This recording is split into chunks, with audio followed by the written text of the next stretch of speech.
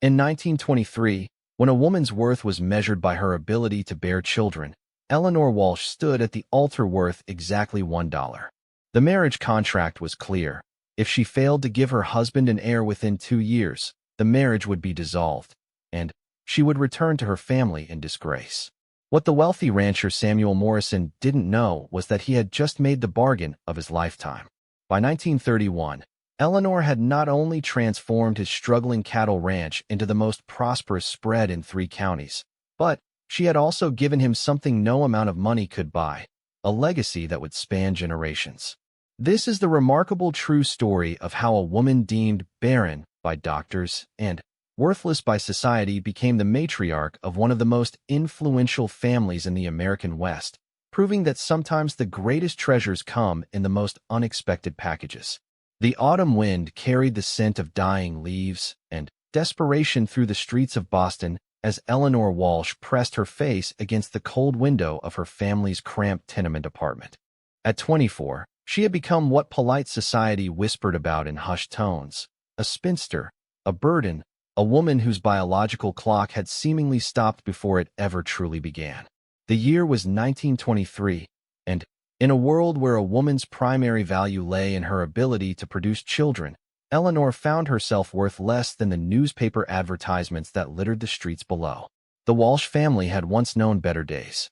Eleanor's father, Patrick Walsh, had been a respected bookkeeper for one of Boston's prominent shipping companies until the economic downturn of 1921 stripped him of both his position and his dignity. Now, 3 years later, the family of 6 survived on Patrick's meager earnings from odd jobs and Eleanor's mother's income from taking in laundry. The constant smell of lye soap and wet fabric permeated their 3-room apartment, a reminder of how far they had fallen from their modest middle-class existence. Eleanor had always been different from her 4 younger siblings. While her sisters Mary, Catherine, and Rose spent their days dreaming of wedding dresses and babies, Eleanor buried herself in books borrowed from the public library. She read voraciously about far-off places, scientific discoveries, and business ventures, much to her mother's dismay. Margaret Walsh often scolded her eldest daughter, saying that too much learning would make her unmarriageable, that men didn't want wives who thought they knew better than them. The irony was bitter. Eleanor's supposed intelligence hadn't protected her from the cruel reality of her situation. At 19, she had fallen deeply in love with Thomas Brennan, a young man from a respectable Irish Catholic family in their neighborhood. They had courted for 2 years under the watchful eyes of both families, and everyone expected an engagement announcement. But when Thomas's mother discovered that Eleanor had not menstruated regularly since she was 16, the courtship ended abruptly. Word spread through their tight-knit community like wildfire. Eleanor Walsh was barren, damaged goods, a woman who could never fulfill her most basic purpose. Dr. Henry Williamson, the family physician who had examined Eleanor at her mother's insistence, had delivered his verdict with the cold detachment of a man pronouncing a death sentence. He explained that Eleanor suffered from what he termed irregular feminine constitution, a catch-all diagnosis that essentially meant her reproductive system was unreliable. In an era before modern medical understanding of conditions like polycystic ovary syndrome or hormonal imbalances, such a diagnosis was tantamount to social death for a young woman. The shame had nearly destroyed Margaret Walsh. She had spent countless nights praying the rosary, lighting candles at St. Bridget's Cathedral, and seeking intercession from every saint she could name. Patrick had tried to be understanding, but Eleanor could see the disappointment in his eyes every time he looked at her. Her younger sisters treated her with a mixture of pity and fear, as if her condition might somehow be contagious. As the months turned into years, Eleanor watched her contemporaries marry and start families while she remained trapped in her family's apartment, helping with the endless piles of laundry and slowly watching her parents' hope for her future fade away. The economic burden she represented grew heavier with each passing day. Food was scarce, and every mouth to feed was a consideration. Eleanor knew that her parents loved her, but she also understood the harsh mathematics of their situation. She was a financial drain with no prospects for changing her circumstances. It was on a particularly gray morning in November 1923 that Patrick Walsh came home with a newspaper clipping that would change everything. He had been working at the docks, loading ships bound for various ports along the American coast, when a fellow worker had shown him an advertisement from a newspaper out of Denver, Colorado. The man, knowing the Walsh family's situation, had torn out the page and handed it to Patrick with a mixture of sympathy and pragmatic hope. The advertisement was simple and direct, lacking any of the romantic flourishes that typically accompanied marriage proposals in the personal columns. It read, "Established cattle rancher seeks wife for practical arrangement. Age 30 to 40 preferred. Ability to bear children not required. Contact Samuel Morrison, Morrison Ranch, Cedar Falls, Colorado." Below the text was a brief description of the rancher himself. 35 years old, financially stable, seeking companionship rather than romance. Patrick stared at the clipping for nearly an hour before showing it to his wife. Margaret's initial reaction was horror. Sending their daughter across the country to marry a complete stranger seemed like something out of a desperate novel. But, as they discussed the situation late into the night, the practical aspects began to outweigh their emotional reservations. Eleanor would have a home, security, and purpose. The rancher seemed to understand her situation and was willing to accept it. Most importantly, she would no longer be a burden on their struggling family. Eleanor herself was remarkably composed when her parents presented the idea to her.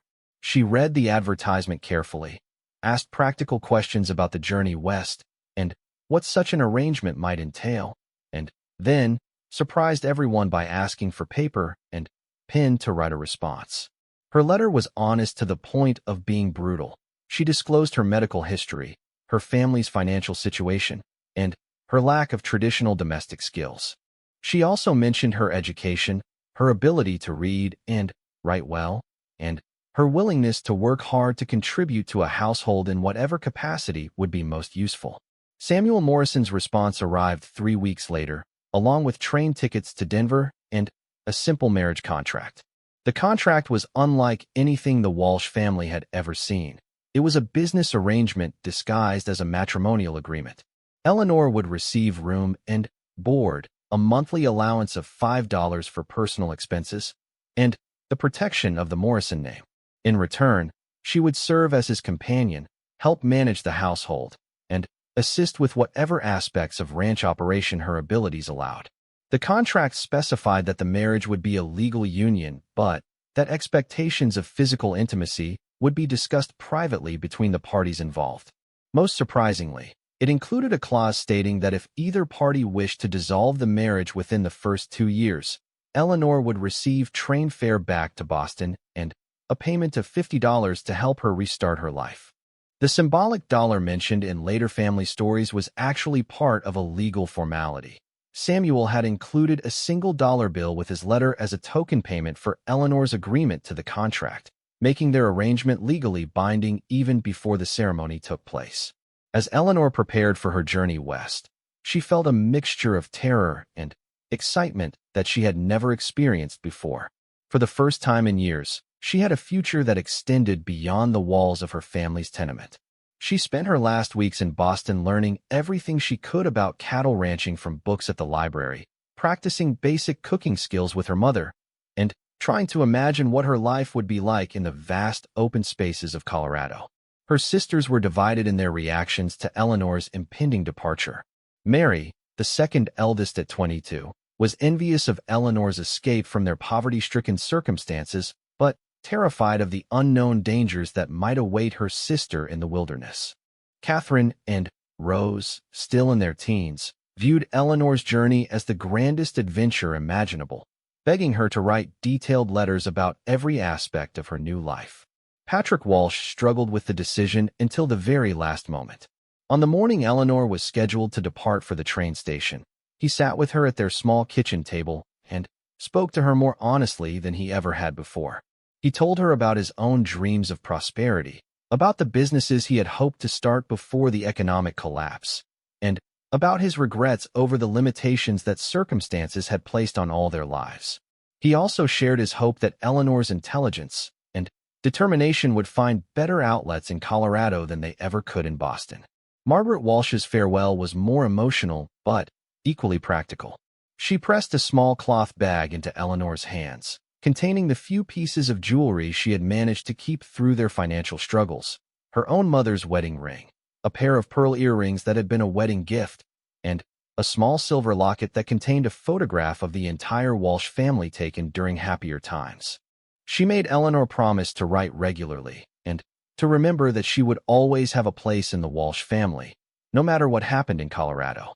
The train ride west took 4 days and 3 nights, during which Eleanor experienced a gradual transformation from anxious bride-to-be to determined pioneer. She spent hours staring out the window as the landscape changed from the familiar industrial cities of the East Coast to the endless prairies, and eventually to the dramatic mountains of Colorado. She struck up conversations with fellow travelers, learning about their own journeys and destinations, and gradually building confidence in her ability to adapt to whatever awaited her. During quiet moments on the train, Eleanor wrote in a small journal that she had bought specifically for recording her experiences. Her entries revealed a remarkably mature understanding of her situation.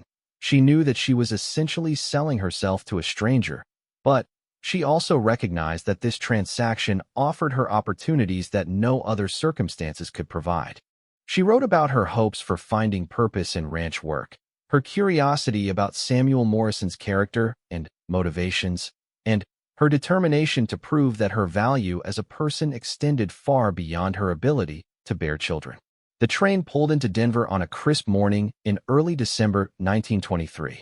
Eleanor gathered her few belongings: a small suitcase containing her clothes, the bag of jewelry from her mother, and her precious books, and stepped onto the platform with a mixture of anticipation and dread.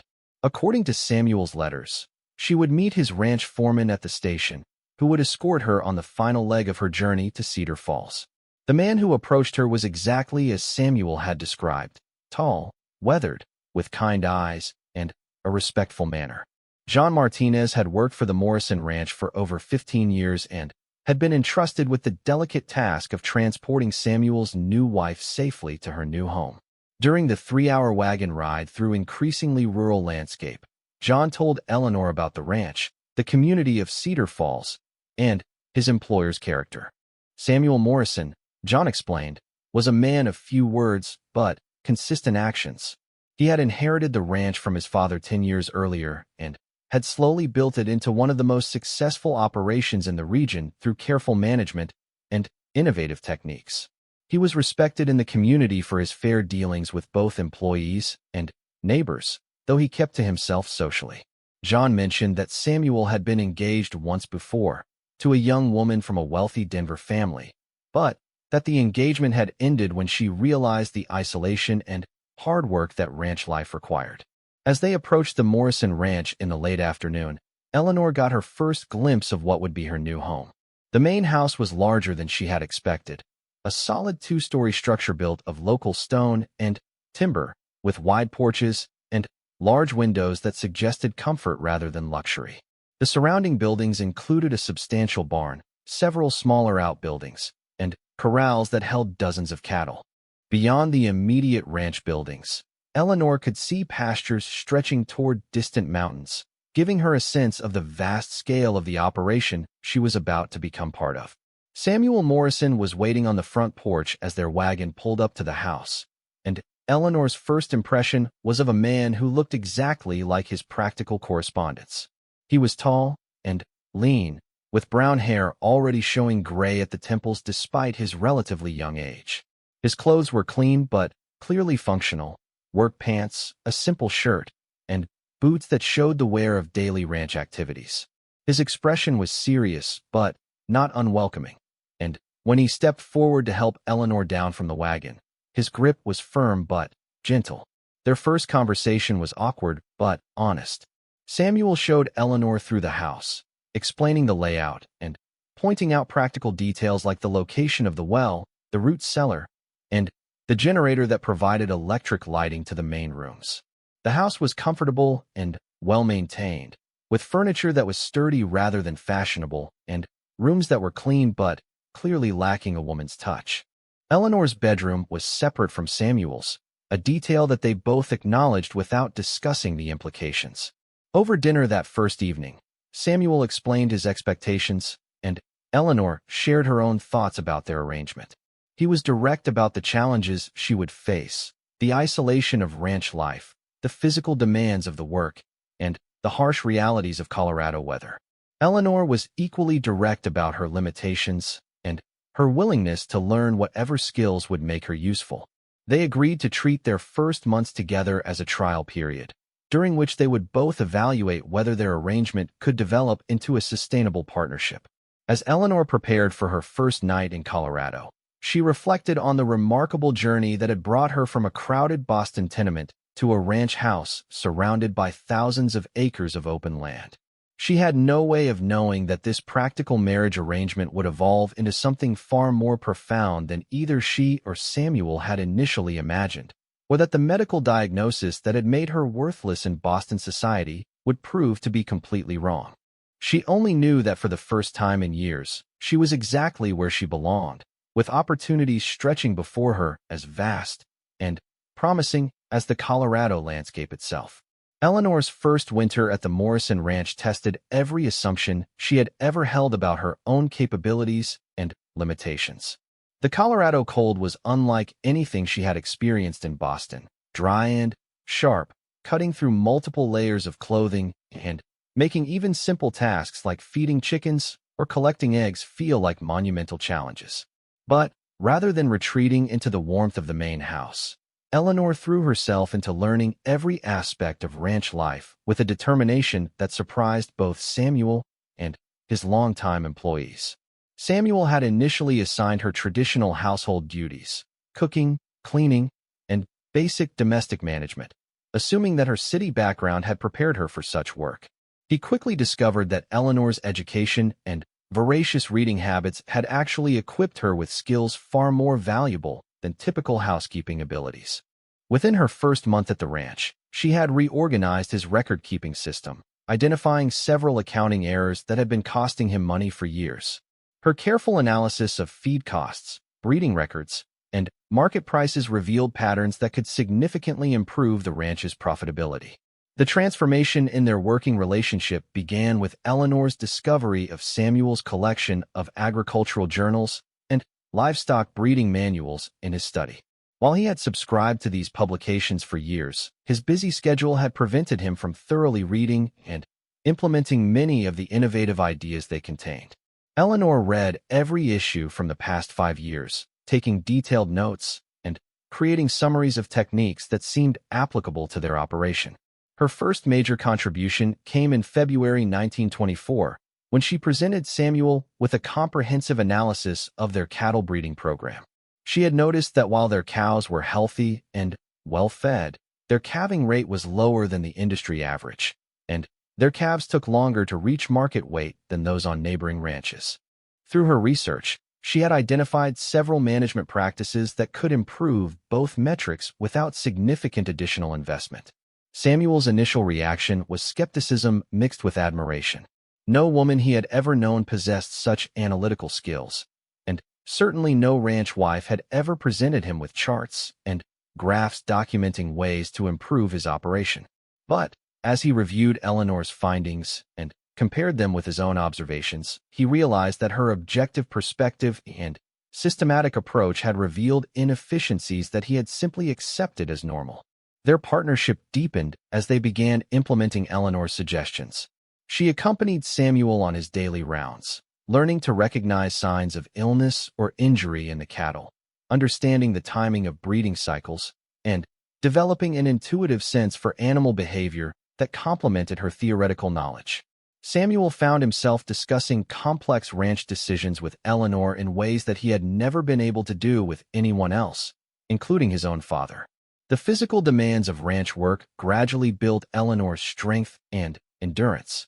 Her hands, once soft from her sedentary city life, developed calluses from handling ropes, tools, and feed buckets. Her pale complexion took on a healthy glow from long days outdoors, and her thin frame filled out as she adapted to the hearty meals necessary for sustaining physical labor. But the most dramatic change was in her confidence. For the first time in her life, Eleanor felt truly useful and valued for her contributions. Spring brought new challenges, and new opportunities. The calving season tested Eleanor's nerve and practical skills as she assisted with difficult births and learned to care for newborn livestock.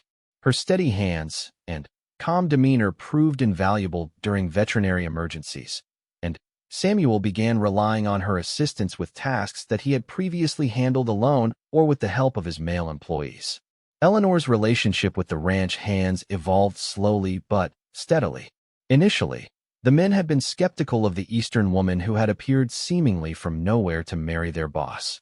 Mexican and Anglo cowboys alike had seen wealthy ranchers marry unsuitable wives before, usually with disastrous results for everyone involved. But Eleanor's willingness to work, her quick mastery of ranch terminology, and her obvious respect for their expertise gradually won their acceptance. John Martinez, the ranch foreman, became Eleanor's first ally among the employees. He had been Samuel's father's trusted hand and had watched the ranch through good times and bad. His initial wariness of Eleanor gave way to genuine admiration as he watched her tackle every task with determination and intelligence. John began teaching Eleanor practical skills that complemented her book learning: how to read weather patterns, how to judge the quality of hay or grain, and how to spot the subtle signs that indicated when an animal might be developing health problems. The isolation that Samuel had warned Eleanor about proved to be less of a challenge than he had anticipated. Rather than feeling lonely or cut off from civilization, Eleanor discovered that she thrived in the vast open spaces and relative solitude of ranch life. Her correspondence with her family in Boston revealed a woman who had found her calling in the most unexpected circumstances. She wrote detailed letters describing her daily activities, the beauty of the Colorado landscape, and her growing appreciation for the rhythms of agricultural life. Margaret Walsh's responses to these letters showed a mixture of relief and bewilderment.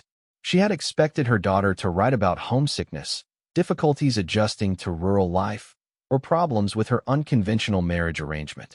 Instead, Eleanor's letters were filled with enthusiasm about cattle breeding theories, excitement over successful veterinary treatments, and detailed observations about soil conditions and weather patterns. For a woman who had worried that her daughter's intelligence would make her unmarriageable, it was both reassuring and completely mystifying to learn that Eleanor had found a husband who not only accepted but actively encouraged her intellectual pursuits. Samuel's own letters to his lawyer and business associates during this period revealed his growing respect for Eleanor's abilities. He wrote about her innovations to their record-keeping system, her insights into market timing, and her suggestions for facility improvements. By the summer of 1924, he was consulting with Eleanor on all major ranch decisions and had begun including her in meetings with buyers, suppliers, and other ranchers. The first real test of their partnership came during a drought in late summer 1924. Water sources that had never failed in Samuel's memory began to dry up, and pastures that usually stayed green well into September turned brown and brittle by early August. Traditional ranch wisdom called for selling off cattle quickly to avoid the costs of purchasing expensive hay and grain, but Eleanor's analysis of market conditions suggested a different approach. She had been tracking cattle prices and feed costs across multiple markets, and had noticed patterns that suggested the drought was affecting a much larger region than their immediate area. If all ranchers followed conventional wisdom and flooded the market with cattle, prices would collapse just when feed costs were highest. Eleanor proposed that they invest in expensive supplemental feed to maintain their herd size, while their competitors were reducing theirs, positioning the Morrison Ranch to benefit from higher prices once the drought ended and cattle supplies were reduced. The strategy required a significant financial investment and went against every instinct that Samuel had inherited from his father and grandfather. But Eleanor's research was thorough, her logic was compelling, and her confidence was infectious. Samuel authorized the feed purchases and committed to maintaining their full herd through the drought. The gamble paid off spectacularly. When spring rains returned in 1925, the Morrison Ranch was one of the few operations in the region that could immediately supply cattle to meet recovering demand. The prices Eleanor had predicted materialized almost exactly as her models had suggested, and The ranch's profits for 1925 exceeded their best previous year by nearly 40%. Word of Eleanor's role in the ranch's success spread through the local community and beyond. Other ranchers began asking Samuel about his wife's methods, and agricultural extension agents requested copies of her record-keeping systems. Eleanor found herself in the unprecedented position of being consulted by men who had initially dismissed her as an inexperienced outsider. The success also deepened the personal relationship between Eleanor and Samuel. What had begun as a practical arrangement based on mutual need had evolved into genuine partnership and growing affection. Samuel had never expected to find intellectual companionship in marriage, having assumed that he would need to seek such stimulation from business associates and other men. Eleanor's presence in his daily life provided not only practical assistance, but also the pleasure of sharing ideas and plans with someone who understood both the challenges and opportunities of ranch management. Eleanor, for her part, discovered that Samuel's quiet competence and steady character represented exactly the stability and purpose she had been seeking. His respect for her abilities and his willingness to implement her suggestions gave her a sense of agency and importance that she had never experienced. The physical attraction between them developed gradually, growing out of shared work and mutual respect rather than romantic passion.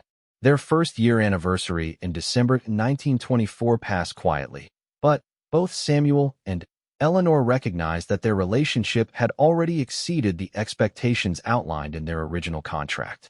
The practical arrangement had become a true partnership, and their mutual understanding had deepened into something approaching love. As 1925 progressed, Eleanor began experiencing symptoms that initially alarmed her given her medical history. She felt unusually tired, suffered from morning nausea, and noticed other physical changes that seemed inconsistent with her previously diagnosed condition. Samuel observed her discomfort, but attributed it to the stress of their successful but demanding year.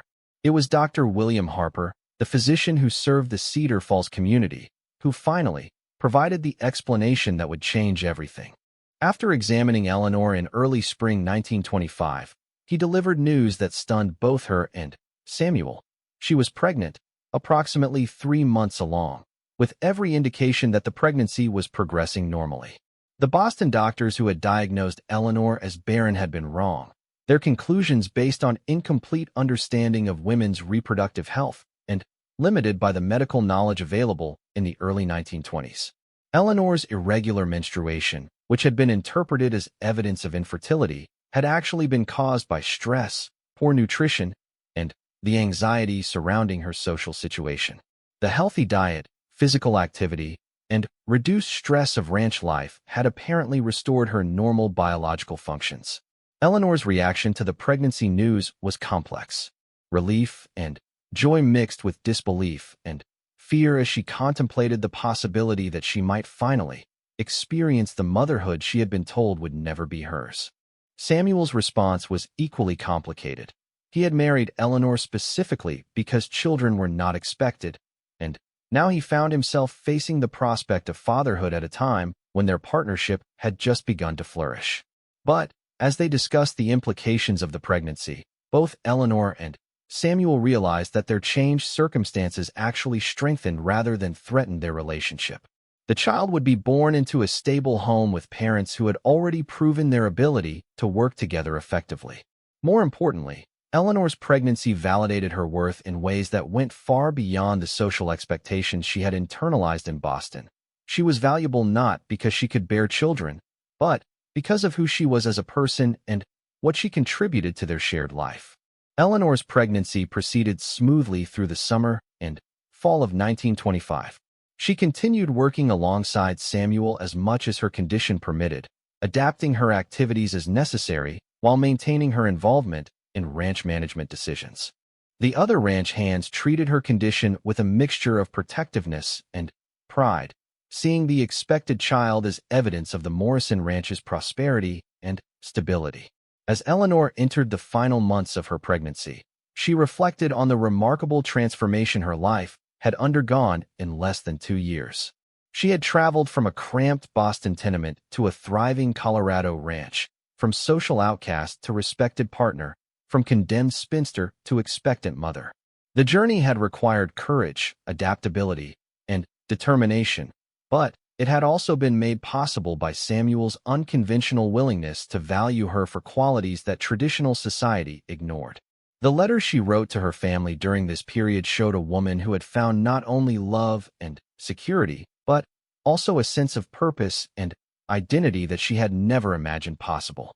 She was no longer Eleanor Walsh, the barren daughter who represented only burden and disappointment. She was Eleanor Morrison, partner in a successful ranch operation, expectant mother, and a woman whose intelligence and capabilities were recognized and valued by everyone around her. Samuel's own transformation during this period was equally significant. He had entered their marriage expecting companionship and household management, but had discovered a business partner whose insights and abilities complemented his own in ways that dramatically improved their operation. Eleanor's pregnancy represented not an end to their partnership, but an expansion of it into areas he had never anticipated exploring. As winter approached and Eleanor's due date neared, both she and Samuel prepared for the next phase of their remarkable journey together. They had proven that marriages based on practical considerations could evolve into deep emotional partnerships, that women's intellectual capabilities could be assets rather than liabilities, and that medical diagnoses were not necessarily permanent limitations on what life might offer. The foundation they had built during their first 2 years together would prove strong enough to support not only the child they were expecting but the 6 additional children who would follow, creating a family legacy that would extend far beyond anything either of them had originally envisioned when they entered their dollar marriage contract in 1923. Eleanor's first child, a son they named James Patrick Morrison after both their fathers, arrived during a howling blizzard on February 14, 1926. Dr. Harper had been snowed in at the ranch for 3 days before the birth, a fortunate circumstance that ensured professional medical care during what proved to be a difficult, but ultimately successful delivery. The irony was not lost on Eleanor that her son was born on Valentine's Day, given that her marriage had begun as a business arrangement devoid of romantic sentiment. The baby's arrival transformed the ranch household in ways that neither Eleanor nor Samuel had fully anticipated. Eleanor had spent months during her pregnancy reading every book about childcare she could obtain through mail-order catalogs and the small library in Cedar Falls. Samuel had converted one of the upstairs rooms into a nursery, installing better heating and building custom furniture designed to withstand the harsh Colorado climate. James proved to be a healthy, robust infant who thrived in the ranch environment. Eleanor's recovery from childbirth was remarkably quick, aided by her excellent physical condition and the clean mountain air. Within a month of giving birth, she was back to light ranch duties, carrying James with her in a specially designed sling that allowed her to work with her hands free while keeping the baby close and secure. The other ranch hands were fascinated by the presence of a baby on the property. Many of these men had left families behind in other states or countries, and James became a source of entertainment and pride for the entire operation. John Martinez, in particular, developed a strong attachment to the child, teaching him Spanish words and ranch terminology from an early age. Samuel's transformation into a father was perhaps even more dramatic than Eleanor's transition to motherhood. Despite his initial uncertainty about having children, he proved to be naturally nurturing and protective. His evening routine began to include time spent reading to James, even though the infant was too young to understand the words. Samuel would hold his son while reviewing ranch records or planning the next day's activities, unconsciously including James in the business of running their operation. The success of Eleanor's first pregnancy seemed to unlock whatever physiological barriers had previously prevented conception. By the time James celebrated his first birthday in February 1927, Eleanor was pregnant again. This second pregnancy proceeded even more smoothly than the first, and their daughter Catherine Rose was born in August 1927, during the height of summer haying season. Catherine's birth established a pattern that would continue for the next 6 years.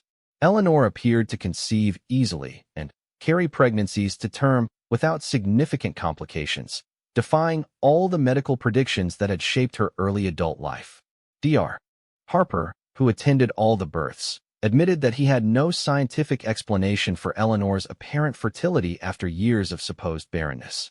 He speculated that her changed circumstances, better nutrition, regular physical activity, reduced stress, and emotional stability had somehow corrected whatever underlying issues had prevented conception in Boston.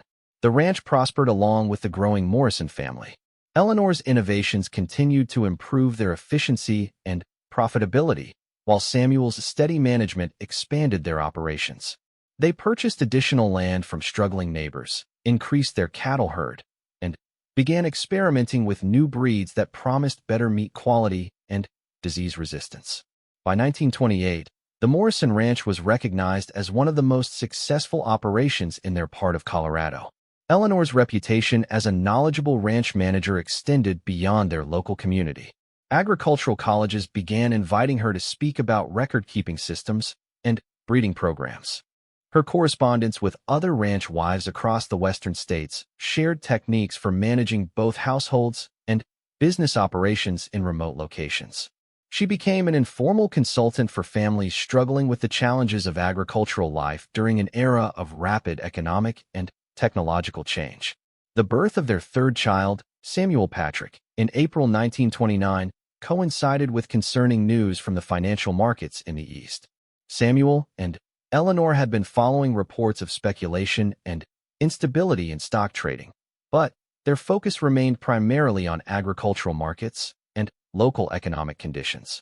Their ranch operated with minimal debt and maintained diverse revenue streams, providing some protection against broader economic fluctuations. When the stock market crashed in October 1929, the Morrison family was initially insulated from the immediate impacts. Their cattle, grain, and dairy operations continued to function normally, and local demand for their products remained stable. However, Eleanor's analytical mind recognized that the economic disruption would eventually affect agricultural markets as unemployment spread and consumer spending declined. Her response to the economic crisis demonstrated the same systematic thinking that had improved their ranch operations. Eleanor began developing contingency plans for various scenarios: what they would do if cattle prices collapsed, how they could reduce expenses without compromising their breeding program, and which investments they could liquidate if necessary to maintain operations during extended hardship. The fourth Morrison child, Margaret Ann, was born in November 1930, as the effects of the economic depression began reaching rural Colorado.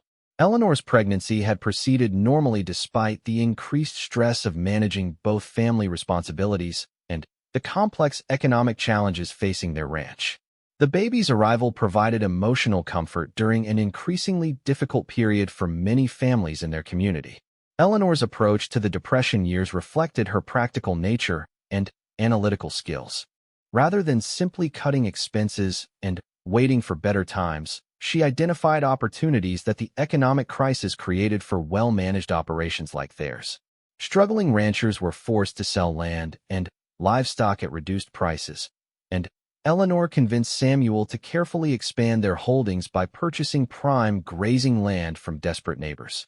The strategy required careful management of their cash reserves and creditworthiness, but it positioned the Morrison Ranch to benefit significantly when economic conditions eventually improved.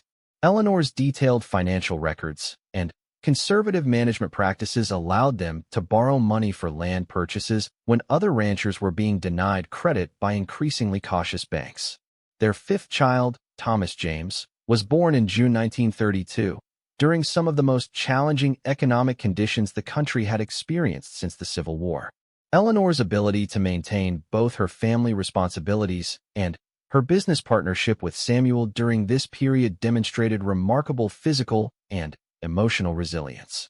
She was nursing an infant while managing complex financial negotiations, caring for 4 other young children while developing marketing strategies for their cattle operation. The ranch hands marveled at Eleanor's energy and organizational abilities. She had developed systems for managing household tasks efficiently while remaining available for ranch business decisions. The older children were assigned age-appropriate responsibilities that contributed to family operations while teaching them valuable skills. James, at 6 years old, was already helping with simple ranch tasks and showing aptitude for animal husbandry. Eleanor's sixth pregnancy, announced in early 1933, surprised even her with its timing. Baby Rose Catherine was born in September 1933, during a period when the ranch was experiencing some of its best financial results despite the ongoing national depression. Eleanor's strategic land purchases and improved breeding programs had positioned them to supply cattle to recovering markets in Denver and other regional cities. The birth of Rose Catherine marked an interesting shift in family dynamics. The older children had become genuinely helpful in caring for their younger siblings, creating a household system that functioned efficiently despite its large size. Eleanor had developed routines and organizational methods that allowed her to maintain her business involvement while ensuring that all the children received appropriate attention and care. Samuel's role as a father had evolved naturally as the family grew. He was actively involved in his children's daily lives while maintaining his primary responsibility for ranch operations.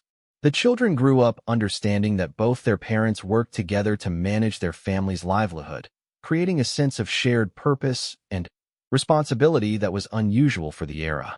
The seventh and final Morrison child, Eleanor's namesake daughter Ellen Marie, was born in March 1935, completing the remarkable family that had begun with a marriage contract based on mutual practical need.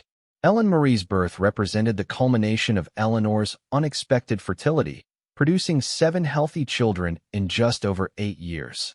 By 1935, Eleanor Morrison had become a figure of considerable interest in agricultural communities throughout the western states.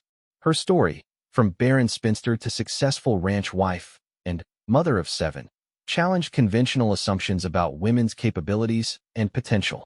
Agricultural publications featured articles about her management innovations, and social researchers studied her family as an example of successful adaptation to economic hardship. The Morrison Ranch itself had become a model operation, combining traditional ranching practices with innovative management techniques. Their breeding programs produced consistently high-quality cattle, their financial management provided stability during economic uncertainty, and their family structure demonstrated that large households could function efficiently when properly organized. Eleanor's correspondence during this period revealed a woman who